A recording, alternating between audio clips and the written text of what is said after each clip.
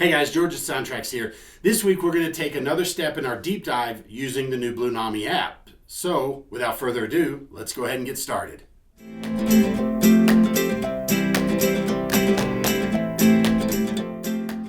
Okay guys, now we've done a couple of dives into the settings in the app, kind of showing you where you can find everything.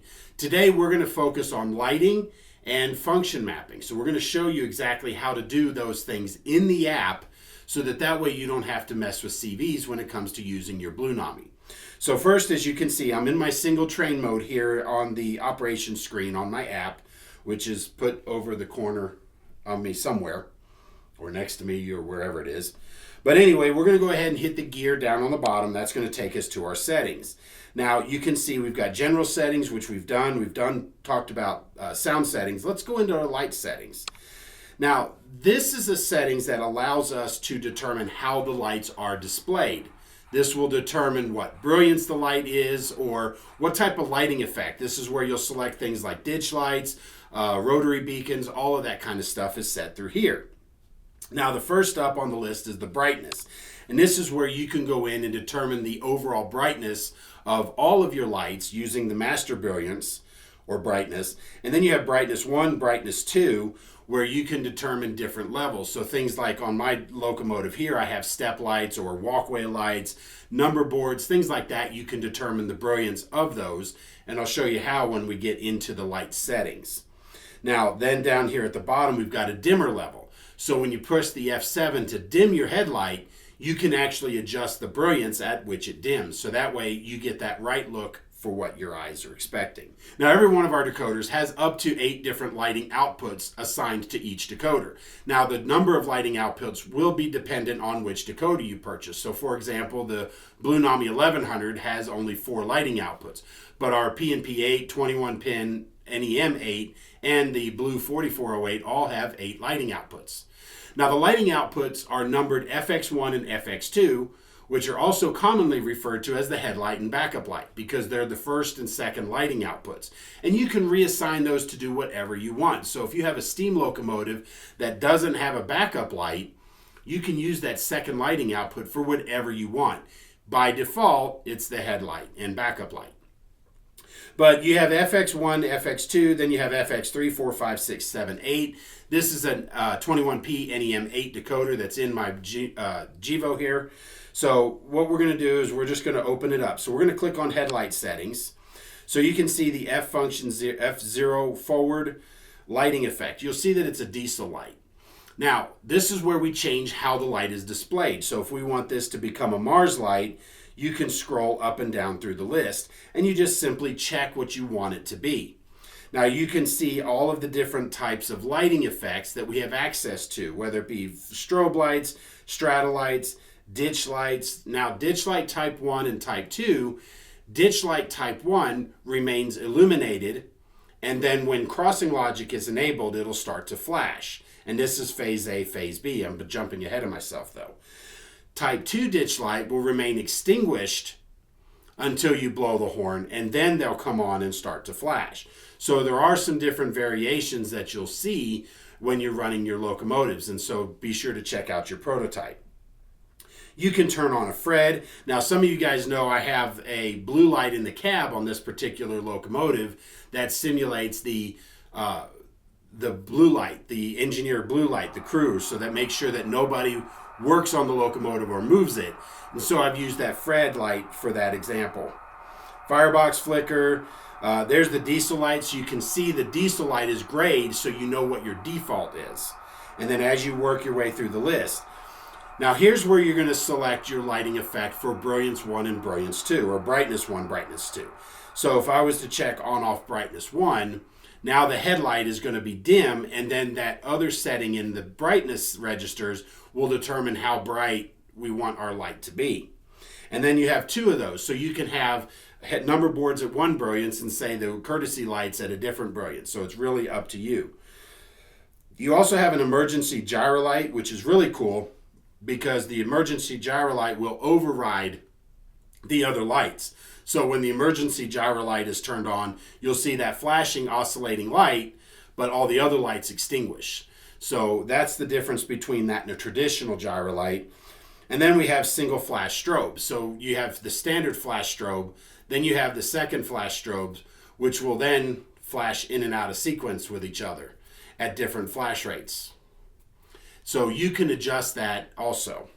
But I'm getting ahead of myself. So I'm not going to make any changes here at this moment, so I'm just going to hit the cancel. Phase selection, this is where you would select phase A and phase B for things like ditch lights, strobe lights, however you want to do it.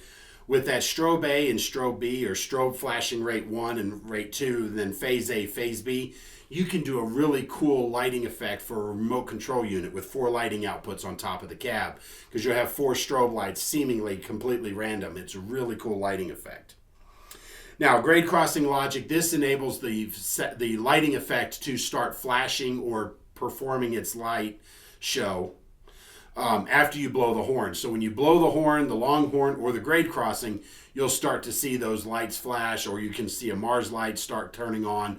Whatever it is, just depends on what your prototype is. Now here's where headlight type, LED or incandescent.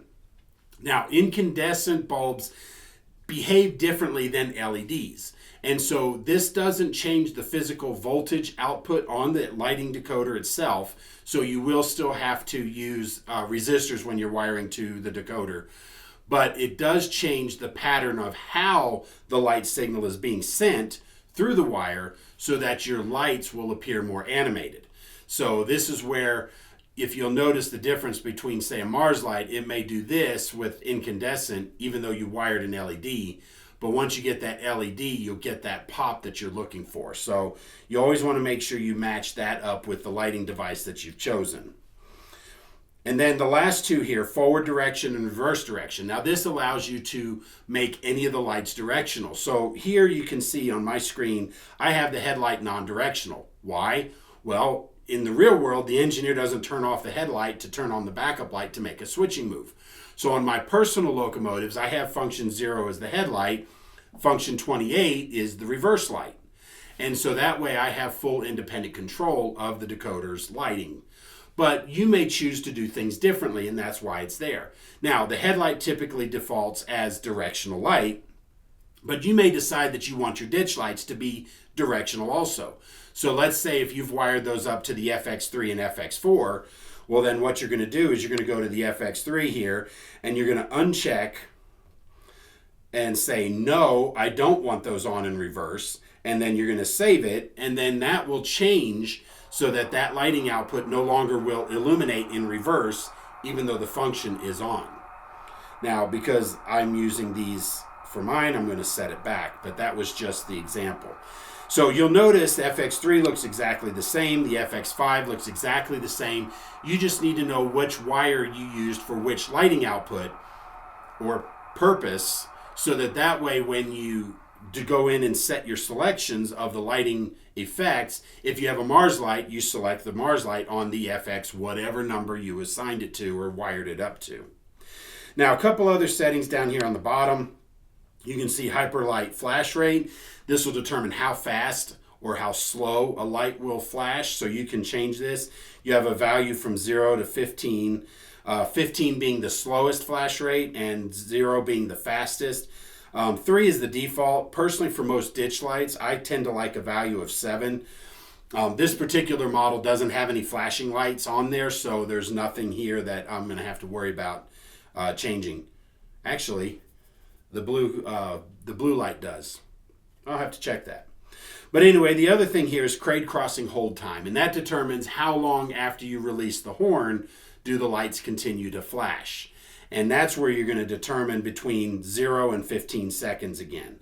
So you can come in here and you can say 10 seconds. The lights will flash for that 10 seconds after you release the horn.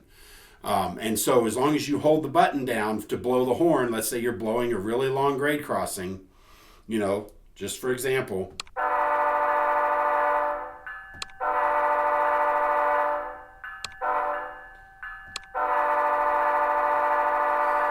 Now the timer is going to start that 10 seconds.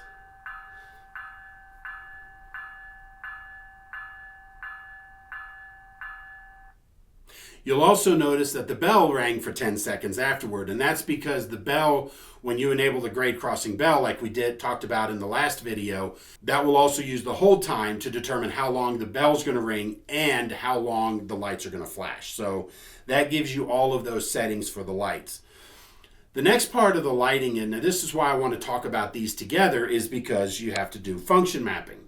And this determines which functions are triggered or which effects are triggered by which buttons on your throttle. Now, when you're looking at my, whoops, went too far.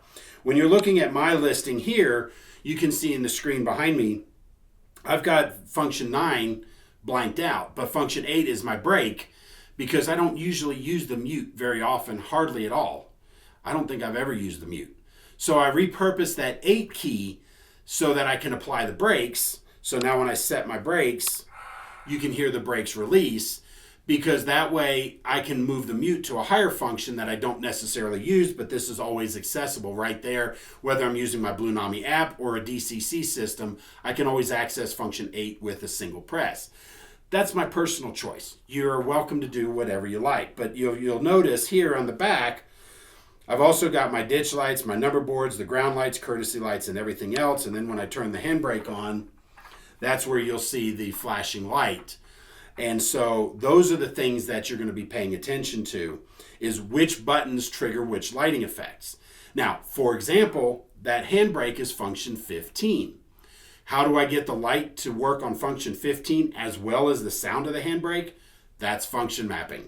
So we're going to go to our gear setting here, and we're going to scroll down to function remap. And this is where you can look and see the list of every function output and what button number it's assigned to. So in this case, you'll see the FX8 actually is assigned to function 15. So when I wired up that blue light in the cab, I used that on the FX8 output, and so I wired it up. So you can see that 28 is my backup light, FX3 is button 24, that's usually my ditch lights. Function 25 is usually in the number boards for FX4. FX5 is usually the ground lights or the truck lights down here, and then FX6 is usually the walkway courtesy lights. And so I've used those to wire them up appropriately. And then now you'll see that FX7 is unassigned because I use that for the emergency red cab light. So when I send an emergency, you'll see the light in the cab. But you can go through here and map these however you like. So you'll see my mute is now on function 19, and the brake is on function 8. Now, when I do this, and you can see there's my grade crossing there, and you'll see that it's blank, because when I click this, you pull up a list of all the numbers, 0 through 28, where you want that to be. And I can sit there and move it around, or I can leave it at none, which means it takes it out of the function mapping. So if I don't want to do the grade crossing, I can do it manually, which I like to do. So therefore I head it to none, and then I hit save, and it will take it out of the function mapping chart. And you can see there's a lot of dashes here. So as you scroll through this list, HEP mode, a tier 4 GEVO wouldn't have head-end power, so I took that out. Cab chatter, I leave that on the automatic fireman ed features. Then probability is stuff like that, so I don't need to turn that on. And then couple, uncouple. Again, personal choice. I don't use the coupler sound. So I unmap that and leave function 13 off. And there's where handbrake. You can see that function 15 is checked. The function mapping assignment allows me to have more than one thing controlled by a particular button. So whether it's the handbrake and that light output, I can do that. I just can't control the lighting output with the F15 and the F27 key or whatever I decide. So that's one of the things when you're going through, make your list. And then you'll see all aboard, I took that away, and then the steam generator, no need for any of that stuff on a diesel engine. So this is what allows you to go through and do your function mapping. Now the last thing here we're going to talk about is manage function panel. And when I click that, this gives you the full list of everything that's there. Now, if I wanted to rename the function 0 there, instead of saying F0, let's say I want to make that the headlight. So I type in headlight. Now, I can lock the name so that anytime I connect to this device, the app in this device will remember that that's the headlight. So when I hit save, you'll see that it's renamed it as the headlight. And that's what I've basically done through the list. So function 9 here, for example, I've left that blank. Why? Don't have anything there. But one of the things you can do is you can hit the toggle. And what that does is it makes it momentary, even though there's nothing there, but it allows you to do that. So when I save that, now if I hit the F9 by accident, it'll just turn it off again. Doesn't matter. But you'll notice here under air horn, you'll notice that the toggle is unchecked because the air horn is momentary. So as long as I'm pushing the button, the horn's going to play, and when I release, it turns it off. So you can make any of these functions momentary as you go through the list. Now, as you go down here to the bottom, you can see that I've renamed these things front ditch lights, and you'll notice that it's locked the name. So I know that every time I turn on this button, which is button 24, it'll turn on the ditch lights. So this way you can customize your app so that you don't have to remember FX3 is turning on the ditch lights, which is controlled by button 24, and then trying to access button 24 on one of your DCC throttles can become a little challenging. So this way the app will give you that name right there for you so you can see ground lights, courtesy lights, and the rear headlight. So all of this allows you to manually name the app or the functions so that you know what they are. So every time you run your locomotive, you've got the list right there. That's enough for today, guys. I know we've dived a little bit into this. So there's still a few features here in this app that I do want to cover, but we'll cover that in a future episode. So that's everything I've got for you right now. Be sure to like this video if you like this type of content, and be sure to subscribe to our channel and click that notification bell so that you'll be notified every time we post new content just like this, helping you make your modeling and your hobby a lot more fun. And then if you have any comments, leave them in the comments below. We'll get back to you. And if you have any further questions or want to dive deeper, give us an email at support@soundtraxx.com and we'll be happy to help. Thanks for watching. We'll see you next time.